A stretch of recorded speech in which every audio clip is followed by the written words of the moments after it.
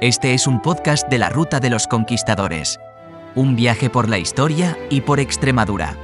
Visítanos en www.rutaconquistadores.com.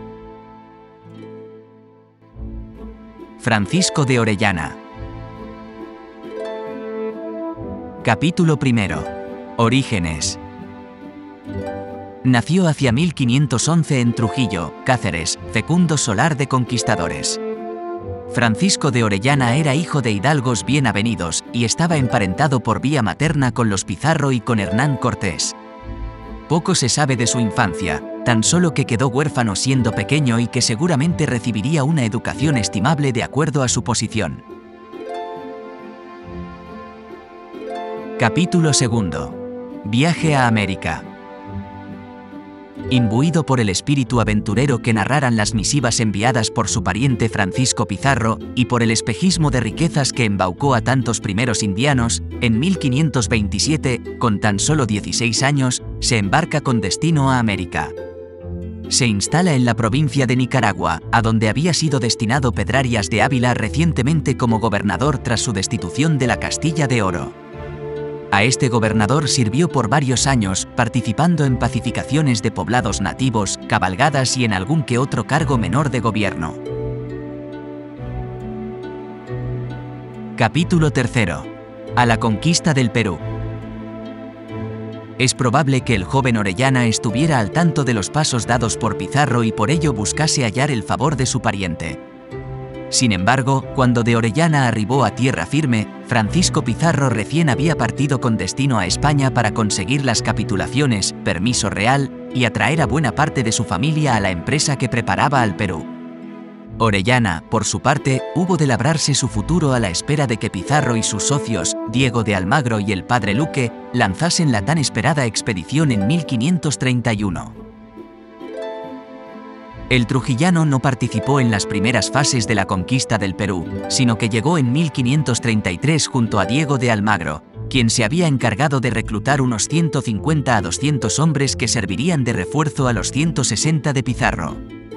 Para entonces ya se habían llevado a cabo las principales y más arriesgadas operaciones, como la captura de Atahualpa, con lo que buena parte del botín y la gloria estaban más que repartidos. Aquello marcó un antes y un después en la relación entre Pizarro y Almagro. Capítulo cuarto. Una guerra civil entre conquistadores. Hacia 1535 Orellana recibe una de sus primeras tareas de envergadura, fundar la ciudad de Portoviejo, en Ecuador, y pacificar sus hostiles alrededores. Aquella tarea le costó un ojo de la cara, y no en el sentido figurado, sino real, porque dicha cicatriz sería uno de los distintivos más señalados de Francisco de Orellana. Actuará como teniente gobernador y alcalde de Portoviejo hasta 1538, cuando, sacudido por la guerra civil que acababa de emprender Diego de Almagro contra Francisco Pizarro, decidió sumarse a las filas de su pariente y hacer valer la preeminencia del extremeño. Participó en la decisiva batalla de las Salinas, en la que los pizarristas derrotaron a los almagristas e hicieron preso a su líder, ejecutado meses después por Hernando Pizarro. Capítulo quinto.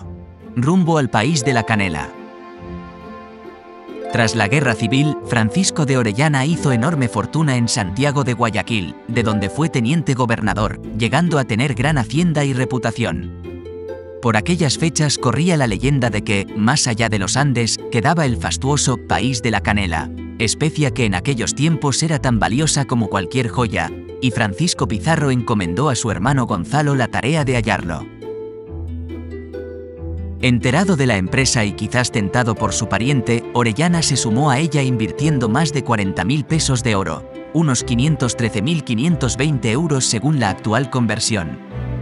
No quería, y tampoco podía, rechazar sumarse a la expedición que seguramente cambiaría su vida. En febrero de 1541 Gonzalo Pizarro parte sin Orellana, quien aún preparaba su hueste, al mando de unos 300 hombres, 200 caballos y más de 4.000 porteadores nativos. Francisco no tardará en darle alcance, y juntos cruzaron la tortuosa cordillera de los Andes sufriendo el roquedo, las heladas y el mal de altura. Hambrientos y cansados, recorrerán más de 200 kilómetros sin dar con nada de lo esperado. No había país de la canela. Capítulo 6. El capitán Francisco de Orellana surca el Amazonas. Buscando una salida o algo mejor, la expedición encontró y descendió el río Coca, Ecuador, hasta llegar al Napo, afluente del Amazonas, de mayor profundidad. La situación se tornó crítica y Orellana decidió adelantarse con unos 70 hombres en busca de alimento o de un camino seguro. Construyó una embarcación, la San Pedro, y se adentró en el río. Pero la corriente era demasiado fuerte y terminó por arrastrar a Orellana y a sus hombres. Viendo que era imposible remontar el curso, decidieron dejarse llevar por las aguas y alzaron al trujillano como capitán, rompiendo el vínculo con Gonzalo Pizarro y tomando la decisión de seguir navegando hasta dar con algún curso que les llevase de vuelta al Perú. La expedición navegó unos 1200 kilómetros sin apenas esfuerzo, pero exhausta por el hambre, la humedad, el calor, los mosquitos y los nativos que los hostigaban. La situación les obligó a construir un nuevo navío, el Victoria, para lo cual hubieron de improvisar no pocos útiles. El 11 de febrero de 1542 por fin se adentran en el Amazonas, río que recorrerán en zigzag para poder explorarlo en su totalidad de orilla a orilla. Capítulo 7. Las guerreras amazonas. El 24 de junio, la expedición de Orellana es atacada furibundamente por un nutrido grupo de indios encabezados por aguerridas mujeres como capitanas, a quienes los españoles identificarían como las amazonas de la mitología clásica. El padre Gaspar de Carvajal, fraile dominico que acompañó a la expedición, también trujillano, describió a estas guerreras de la siguiente forma: estas mujeres son muy blancas y altas, y tienen muy largo el cabello y entrenzado y revuelto a la cabeza, y son muy membrudas y andan desnudas en cueros tapadas sus vergüenzas, con sus arcos y flechas en las manos, haciendo tanta guerra como 10 indios. Capítulo 8. El fin del viaje y el fin de un aventurero. Remiendo tras remiendo, resistiendo infatigablemente, improvisando velas y jarcias, al fin, el 26 de agosto de 1542, tras más de 6 meses de navegación y más de 4.800 kilómetros recorridos, Francisco de Orellana y sus hombres salen al Océano Atlántico. Habían sido los primeros hombres del viejo mundo en recorrer navegando el curso del río más largo del planeta. Orellana volverá inmediatamente a España y, a su paso por Portugal, fue tentado por el rey Juan III para encabezar una expedición de vuelta al Amazonas bajo bandera lusa, cosa que declinó. En recompensa por sus servicios, Carlos I le concederá la gobernación de Nueva Andalucía, lo explorado por él, y permiso para encabezar su propia empresa, la cual comenzará en diciembre de 1545. Se adentrará en el delta amazónico varios cientos de kilómetros buscando riquezas y asentamiento, pero la hostilidad de los nativos lo frenó en seco, hiriéndolo de gravedad una flecha envenenada. El primer explorador del Amazonas murió muy lejos de su Trujillo natal, en noviembre de 1546 con tan solo 35 años, y a orillas del río que por un tiempo llevó su nombre.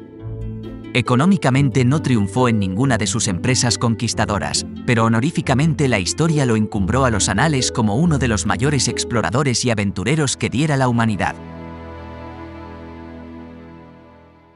Podrás encontrar más podcasts sobre el descubrimiento, exploración y conquista de América en www.rutaconquistadores.com.